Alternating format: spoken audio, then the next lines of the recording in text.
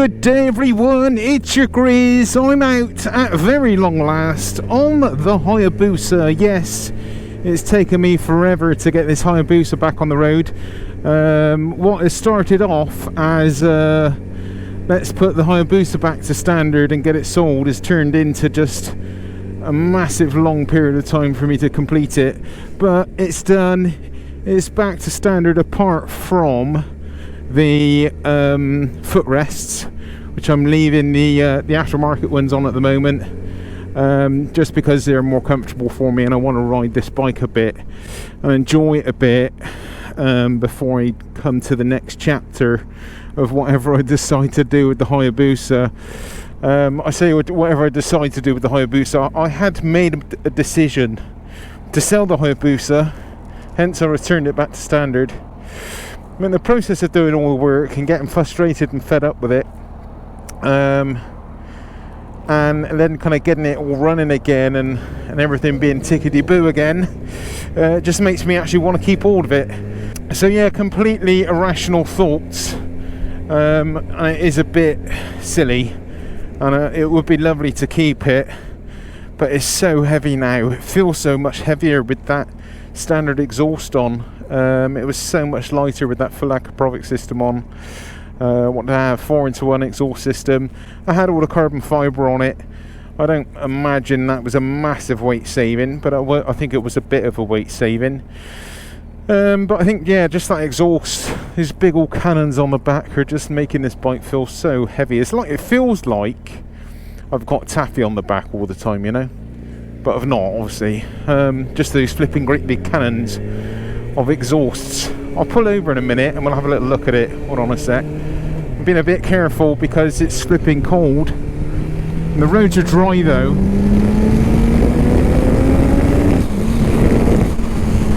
The roads are good.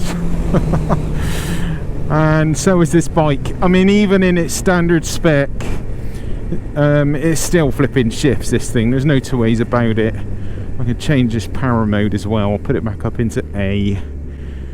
Oh god, it's stalled. Oh, tell you what I've done. Instead of hitting the power mode, I just hit the kill switch. Right, don't do that, Grizz. Don't be so silly. I just feel a bit more cautious on this bike now because it's just so much more wider. But it's fine. It's fine. I'm fine. Don't hit the kill switch when trying to change the power mode. Such a rookie amateur after 30 odd years, still messing up. But yeah, it's lovely to be back on it, and it does actually make me feel like, oh, I want to keep it. And this thing still shifts. It's deceptively, well, it's quick every day of the week, but it's deceptively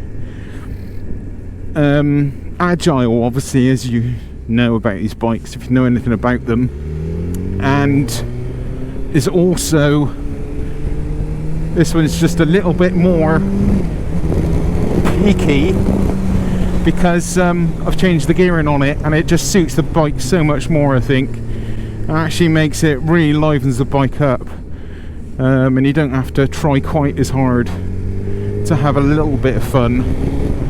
But anyway, I'm going to put it in to the petrol station here, give you a quick walk around Bertha. This is like my third attempt at bringing you this video. So I'm hoping today all the cameras are going to comply. I don't know if it's been too cold, but they were shutting down on me. But anyway, so fingers crossed today's vlog works.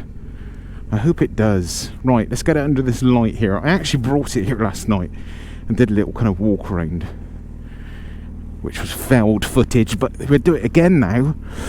And if you're on Instagram and Twitter, you've already seen my little 360 sped up bit of footage. Well, this is a new bit of footage.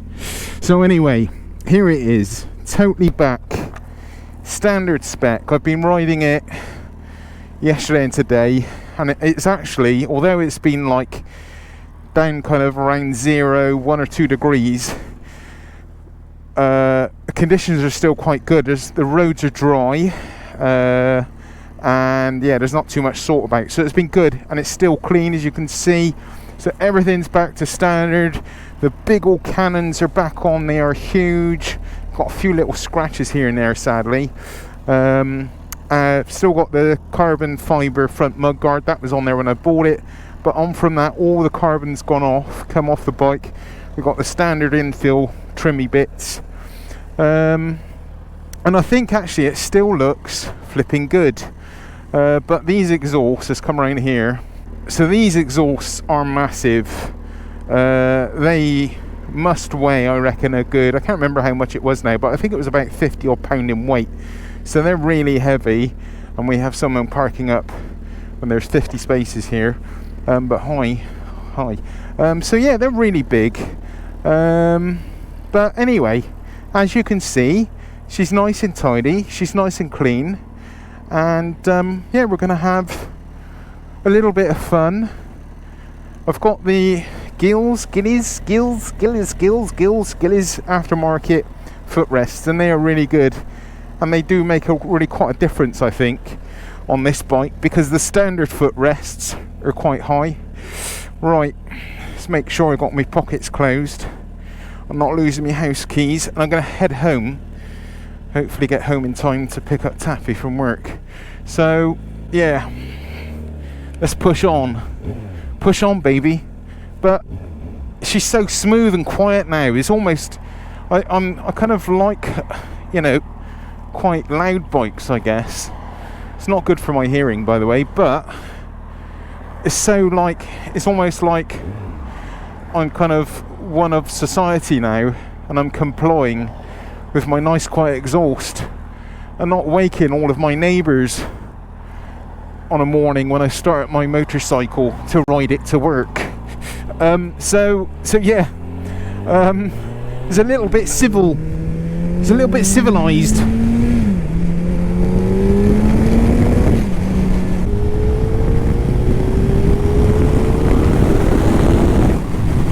But it's bloody fun.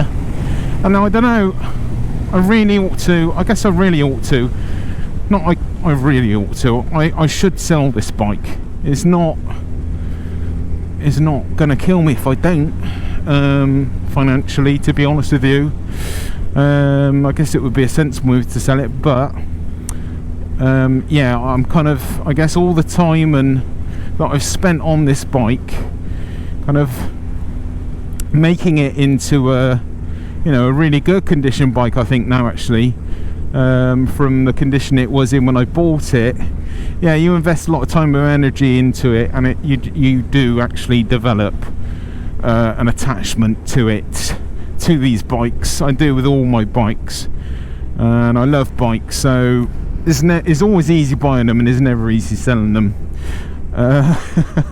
But this bike makes me want to do stupid things like strap a turbo on it or strap a supercharger on it, and I really start having some real serious deep thought, you know, considering doing that, and it's completely ridiculous, really.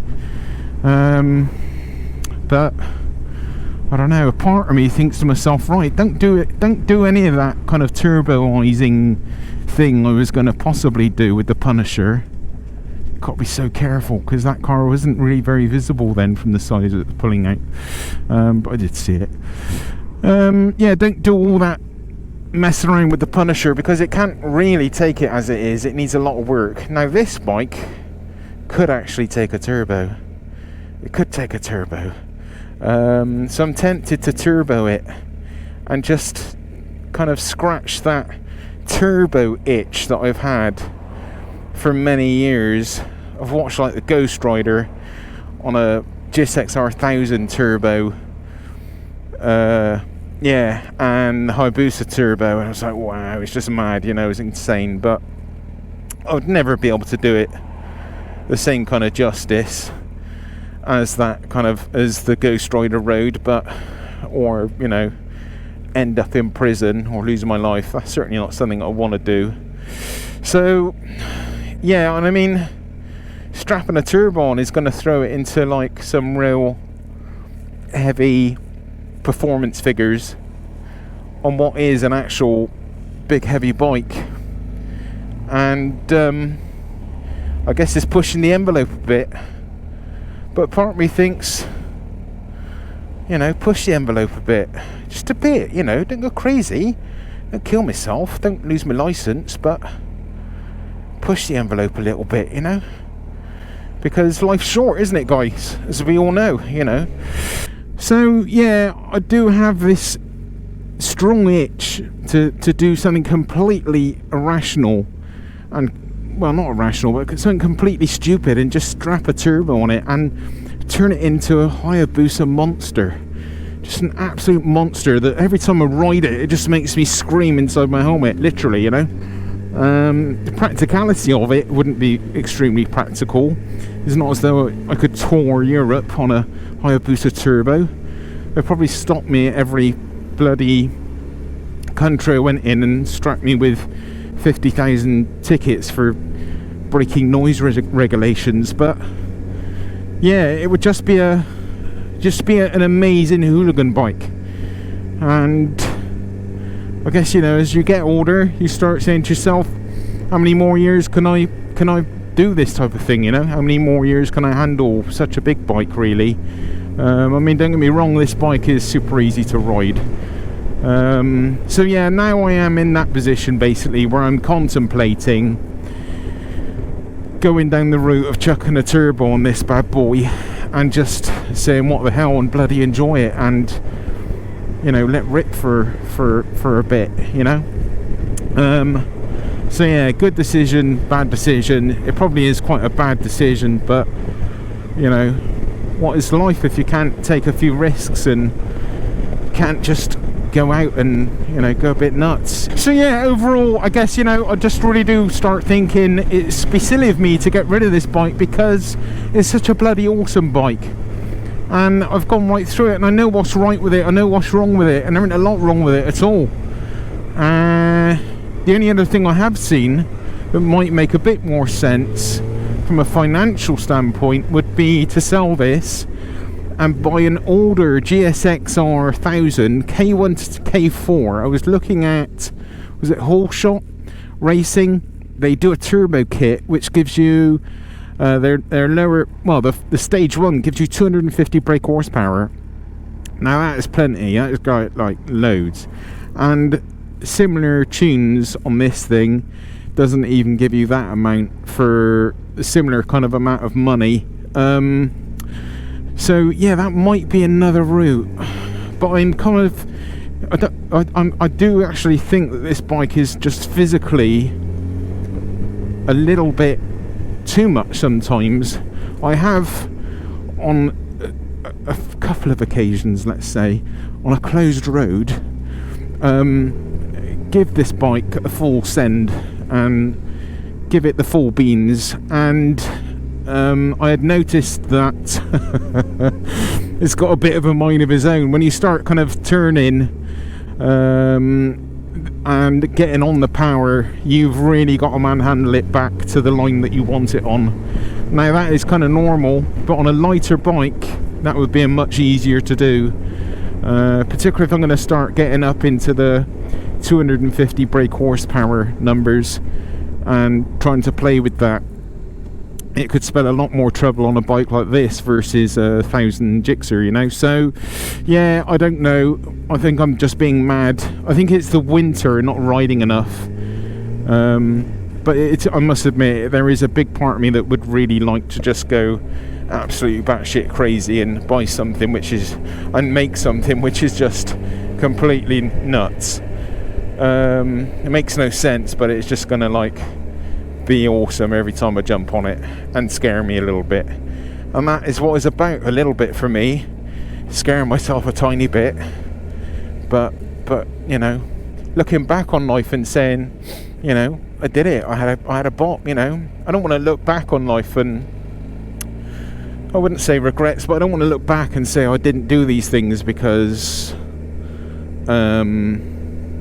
of whatever reason, because it didn't make sense. So yeah, I want to look back and say, yeah, that was me, that was that nutter that done that stupid thing, I do actually live in more fear of not doing the things I want to do than doing the things that I want to do, if that makes any sense, because some of the things I think I do are kind of a little bit pushing the envelope maybe at times, but I would rather look back and say, hey, I did it, you know, than not do it. So yeah, it's been cold, but actually, you know what, I really don't feel that bad at all. I've not got heated grips or anything on this bike, but I'm not doing bad. This RST suit is doing a great job of keeping me warm. It really is. I've not even got the liner in my trousers. All I've got on is my work trousers, which are really thin underneath them, and yeah, the RST trousers on top with no thermal liner. So they're brilliant. I really do actually rate this suit. And protection's good. This protection from the elements is great.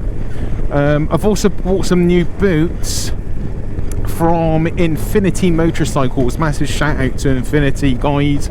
Thank you, Infinity Motorcycles, for sorting me out with some boots. They really have made life a lot easier and gave me yeah, a great deal on these boots, and great quick postage. Check them out. They have got some great deals on there. Oh, car pulling out, not even looking. So dodgy.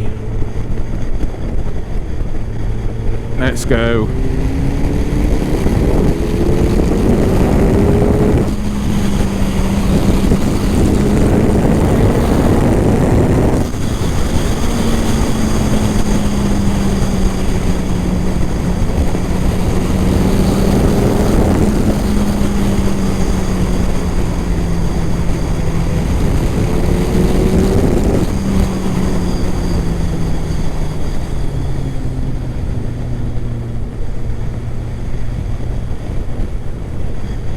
This baby is just so quick, and it's running so nicely now. It really is so smooth.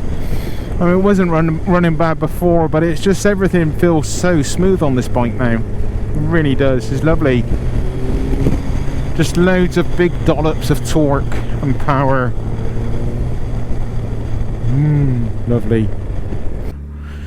Okie dokie. Well, nearly home, and that is enough of my kind of fantasy talk. Will I do it? Will I not? Will I keep it? Will I sell it? Will I chuck a turbo on it and be a total hooligan? I'm not sure. I'm tempted, but I'm not sure. I say, you know, I can afford all these things, but I do need to thin out the collection. That 916 might have to go in order to make everything happen. And it's just not, I can't really actually ride all of these bikes. The BMW build, when I finish that might also go, we'll see. I would like to thin it down to say like 2-3 bikes at most. But now this is completed, now the Hayabusa is completed and fit for use, it does free up the garage room wise, and I can start reorganising the garage and getting that BMW build started again and finished. I can dedicate some of the garage to it, so it's really good. So put aside one side all of my rubbish talking about how much I love this bike and how I'd like to slap a turbo on it. The main message is really that the Hayabusa is finished, and I can now get on and get that BMW built, which I'm just really chuffed about. I've bought loads of stuff for the BMW as well. I'm trying to kind of come up with ideas. There are some real hurdles to overcome with that bike, because it is just not a friendly bike to do what I'm trying to do to it. And if you've not seen the build series to date, you won't understand that, but I will do a video soon and get it up, and you'll understand more so the challenges with that build. But it's going to be fun, and I'm looking forward to getting it done, and I'm going to see it right through to it's finished. The Punisher is kind of all done now. I'm not going to mess around with that anymore. I'm not going to mess around with the Hayabusa. All my focus and energy and spare time is going to be spent on that BMW build, so I'm looking forward to sharing that with you. Anyway, it looks like all of my cameras are still recording, so that is just a miracle. I'm really pleased for that. I will catch you on the next one, peeps. Much love, and see you again. Cheers, bye.